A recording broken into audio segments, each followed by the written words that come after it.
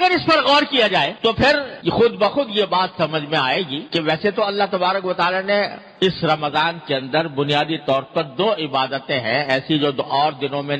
فرض نہیں تھیں یا سنت نہیں تھی، اس زمانے میں ہے۔ ایک روزہ عام دنوں میں فرض نہیں تھا، مہینے کے اندر فرض کر دیا۔ اسی طرح تراویح عام دنوں میں نہیں تھی، اس میں پڑھنا سنت مؤکدہ قرار دے دیا گیا کہ سنت مؤکدہ ہے کہ تراویح پڑھو۔ بظاہر تو یہ 2 چیزیں ہیں، لیکن اصل مقصود یہ ہے کہ اس مہینے کے اندر ان 2 کاموں کے علاوہ آدمی جتنا ہو سکے اپنے آپ کو دوسرے مشاغل سے فارغ کر کے اللہ تبارک و تعالیٰ کی عبادت کی طرف متوجہ ہو۔ اور دنوں کے اندر صبح سے شام تک ہم مختلف مشاغل میں مبتلا رہتے ہیں، یہ 1 مہینہ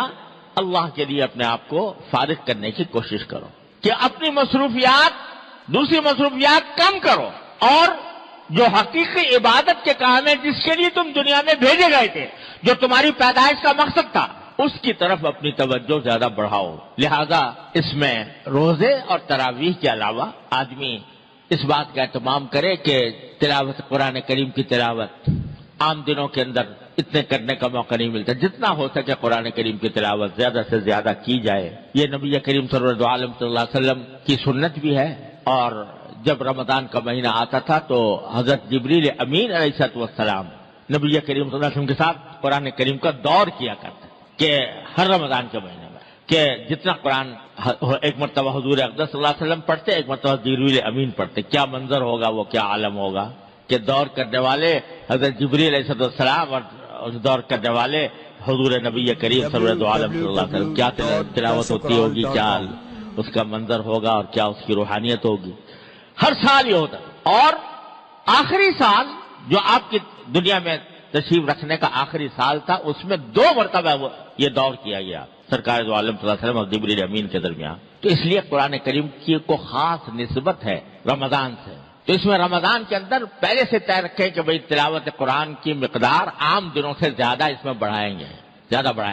اور بھائی تلاوت تو ہے ہی، ساتھ ساتھ اگر اس کے بھی اہتمام کیا جائے کچھ وقت نکال کر، اگر پہلے کبھی موقع نہیں ملا ہے تو قرآن کریم کا ترجمہ، اس کی تفسیر کسی مستند تفسیر کے ذریعے کی مدد سے اس کو پڑھنے کا بھی اہتمام کیا جائے۔ تو تلاوت، پھر چلتے پھرتے ذکر، اور بعض وہ عبادتیں، نفلی عبادتیں جو عام دنوں میں ادا کرنے کی توفیق نہیں ہوتی، رمضان کے اندر اس کا اہتمام کر لیا جائے۔ مثلا آخر شب میں تہجد پڑھنے کا عام دنوں میں اگر موقع نہیں ملتا، یہ توفیق نہیں ہوتی، تو سحری کے لیے تو انسان اٹھتا ہی ہے، اس سے کچھ پہلے اٹھ جائے اور کچھ رکعتیں تہجد کے پڑھ لے، 8 رکعتیں، 6 پڑھ لے، 8 پڑھ لے، اچھا ہے کہ 8 پڑھ لے۔ عام دنوں کے اندر تراویح کے بعد، مغرب کی نماز کے بعد 6 رکعتیں مسنون ہیں، یعنی نفلی عبادت نہیں عام دنوں میں موقع ملتا، اب پڑھ لے۔ اشراق کے بعد جو رکعتیں، 2 رکعتیں یا 4 رکعتیں، یہ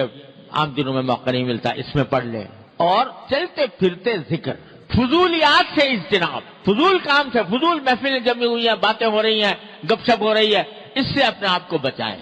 اور زیادہ سے زیادہ وقت اللہ تبارک و تعالیٰ کے ذکر میں، اللہ تعالیٰ کی یاد میں، اللہ تعالیٰ کی عبادت میں گزارنے کی کوشش کریں۔